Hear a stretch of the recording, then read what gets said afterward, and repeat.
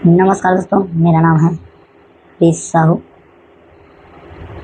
दोस्तों, मैं आप लोग को क्लास 10th का मैथ सब्जेक्ट पढ़ाता हूँ, जो कि दोस्तों सीजी बोर्ड का है। तो हम लोग पढ़ रहे हैं दोस्तों अध्याय 3, जिसका नाम है एक चर का द्विघात समीकरण, अंग्रेजी में बोलेंगे quadratic equation of single variable.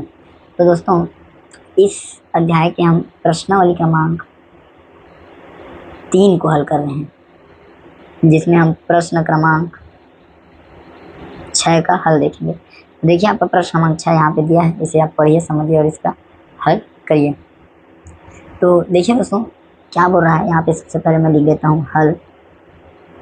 यहाँ पे बोलता है कि एक समकोण त्रिभुज का क्षेत्रफल 165 वर्ग मीटर है। ठीक है, तो सबसे पहले हमको एक त्रिभुज बनाने का जरूरत पड़ेगा। तो हम एक त्रिभुज बना लेते हैं। इस प्रकार से हमारा एक समकोण त्रिभुज बन गया। यह बोलता है कि ये हमारा समकोण त्रिभुज है, इसका नाम हम दे देते हैं ए बी सी। ठीक है, और इस त्रिभुज का क्षेत्रफल कितना बोल रहा है, 165 वर्ग मीटर। तो यहाँ पर त्रिभुज ए बी सी का क्षेत्रफल कितना है, 165 वर्ग मीटर। ठीक है दोस्तों, अब ये बोलता है यदि समकोण त्रिभुज के शीर्ष लंब की लंबाई उसकी आधारभुजा से 7 अधिक मीटर है। ध्यान से समझिए दोस्तों, क्या बोल रहा है कि समकोण त्रिभुज के जो लंब की लंबाई है उसकी आधारभुजा से 7 मीटर अधिक है। लंब की लंबाई क्या है, आधार से 7 अधिक है। ठीक है, तो यहीं से हम लोग जमा लेंगे। तो यहाँ पर हम सबसे पहले लिखेंगे माना समकोण त्रिभुज ए बी सी में। ठीक है, तो इस प्रकार से एक समकोण त्रिभुज बनाएंगे और इसमें हम बता देंगे कि ये इसका लंब है, ये इसका कर्ण है और ये इसका आधार है। ठीक है, अब प्रश्न के अनुसार क्या है, लंब की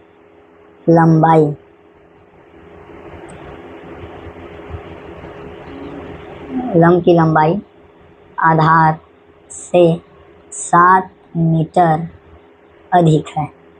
ठीक है, इसे आप समझिए। तो इसके लिए हम सबसे पहले लंब मानेंगे। तो माना समकोण त्रिभुज ए बी सी में लंब की लंबाई, ठीक है, लंब की लंबाई हम लोग मान लेते हैं यहाँ पे x मीटर है। ठीक है, तब प्रश्नानुसार यहाँ पर दोस्तों हमें आधार की लंबाई मानना पड़ेगा, क्योंकि आधार से 7 अधिक है, इसलिए हम लोग आधार की लंबाई 1 मीटर माने। तब प्रश्नानुसार जो लंब की लंबाई है वो कितना हो जाएगा हमारा, आधार से 7 अधिक। ठीक है दोस्तों, तो इतना आप लिखेंगे। अब यहाँ पर हमें एक चीज़ और बोला है कि जो त्रिभुज है उसका क्षेत्रफल 165 मीटर है। ठीक है, तो यहाँ पर हम लिखेंगे कि प्रश्नानुसार जो त्रिभुज है, त्रिभुज का क्षेत्रफल का सूत्र होता है 1/2 आधार गुणा ऊंचाई। ठीक है, अब देखिए त्रिभुज का क्षेत्रफल का ही फार्मूला होता है। तो ये हमें दिया हुआ है 165। ठीक है, आधार दोस्तों हमने मान लिया है x और ऊंचाई हमारा हो गया है 1 से 7। ठीक है, इसे हल करेंगे तो ये हो जाएगा 165 गुणी 2 इस तरफ आ जाएगा और ये हो जाएगा x² धन 7। ये हो जाएगा आपका 330। ये हो जाएगा x² धन 7। इसको इधर पक्षांतर करके इस प्रकार से हम लिख लेंगे। ठीक है, ये एक समीकरण बन गया हमारा। अब इसमें हम कैसे हल करेंगे, तो देखिए मध्य पद तोड़कर, ठीक है, गुणनखंड विधि द्वारा मध्य पद तोड़कर हम हल करेंगे। तो आप देखिए मध्य पद तोड़ने के क्या नियम होते हैं। ठीक है, हमें ये जो बड़ा भी है जिसका मान 7 है, ठीक है, तो इसके बदले एक b1 जो कि धन ऋण होगा, इसे जोड़ेंगे या घटाएंगे b2 में, तो हमें क्या मिलना चाहिए, 7 मिलना चाहिए। और इसमें यदि हम b1 और धन ऋण b2 का गुणा करेंगे तो हमें ac मिलना चाहिए। तो ac का मान है हमारे पास, a का मान यहाँ पर 1 है, तो यहाँ पर ac बराबर हमारा 330। ठीक है, तो ऐसे हमें 2 संख्या ढूंढने पड़ते हैं। ठीक है, जिसको हम जोड़ें और घटाएं तो हमें 7 प्राप्त हो, और यदि हम उनका गुणा करें तो 330 प्राप्त हो। ठीक है, तो दोस्तों उसके लिए संख्या है आपका 22 और 7। ठीक है, 22 और 15। जब 22 में हम 15 को घटाएंगे तो हमें क्या मिलेगा, 7 मिल जाएगा। ठीक है, तो इतना को आप यूँ ही समझने के लिए नोट करके रखिए आपका। ठीक है, इस समीकरण के आगे हम इसे हल करते हैं। मध्य पद किस प्रकार से तोड़ा, किस प्रकार से हमें संख्या मिला, ये मैं आपको बताया हूँ। तो जो समीकरण है उस प्रकार से एक्स स्क्वायर धन 7x ऋण 330 बराबर 0। मध्य पद को तोड़े, दो संख्या मिला, एक्स स्क्वायर धन 22x, फिर यह है ऋण 15x ऋण 330 बराबर 0। यहाँ से दोस्तों x उभयनिष्ठ निकलेगा तो एक से धन 22 अंदर बचेगा, यहाँ 15 उभयनिष्ठ निकलेगा ऋण 15, तो x धन 22 यहाँ बचेगा। यहाँ से x ऋण 15 उभयनिष्ठ निकलेगा, फिर यहाँ से x धन 22 बचेगा, सॉरी यहाँ से x धन 22 उभयनिष्ठ निकलेगा तो x ऋण 15 बचेगा। जैसे भी लिख लो दोनों बराबर है। ठीक है, इसको हम दो भाग से हल करेंगे आगे,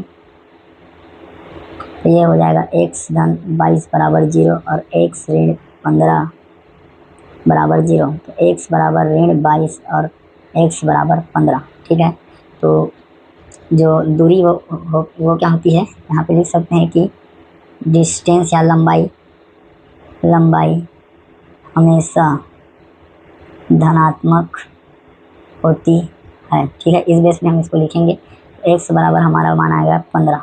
ठीक है, अब इस मान को आप इसे मान लो आप समीकरण 1 या समीकरण A, और इसे मान लो समीकरण B। अब x के मान को समीकरण A और B में रखेंगे तो हमें आधार और लंब की एग्जैक्ट लंबाई ज्ञात हो जाएगी। ठीक है, तो यहाँ पे लिख देता हूँ मैं x के मान को समीकरण A व B में रखने पर, ठीक है, सबसे पहले मिलेगा हमारे समीकरण 1 में आधार की लंबाई बराबर हमने माना है x मीटर, x बराबर हमें मिला है 15 मीटर। ठीक है, और दोस्तों इसी प्रकार ये आपकी लंब की लंबाई हो जाएगी, लंब की लंबाई ये है आपका x धन 7, मतलब ये हो जाएगा 15 धन 7 बराबर 22 मीटर। ठीक है दोस्तों, तो यहाँ पे हम एक लाइन लिख सकते हैं कि अतः समकोण त्रिभुज में आधार की लंबाई 15 मीटर तथा लंब की लंबाई 22 मीटर है। ठीक है दोस्तों, तो ये आपका कंप्लीट हो गया, और आप यदि चाहें तो आगे आप उत्तर की जांच भी कर सकते हैं कि आपने जो उत्तर ज्ञात किया है वह सही है या नहीं है।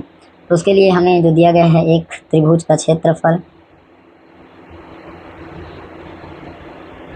इसका सूत्र होता है 1/2 आधार गुणा ऊंचाई।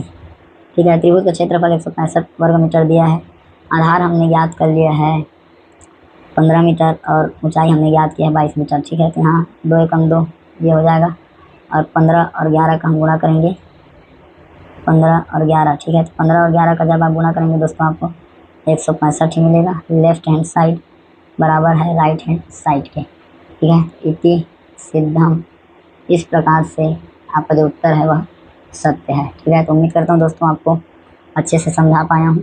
थोड़ा सा कॉन्सेप्ट लगाने वाला है ज़रूर, एक बार यदि आप समझ जाएंगे है ना, और आप यदि फार्मूला को याद कर लेंगे तो आपको बनाने में कहीं भी परेशानी नहीं होगी। ठीक है, तो उम्मीद करता हूँ दोस्तों आपको मैं कुछ समझा पाया हूँ। वीडियो को देखने के लिए आपका बहुत बहुत धन्यवाद।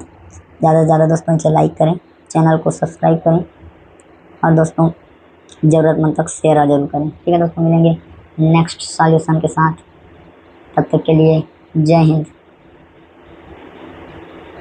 वंदे मातरम।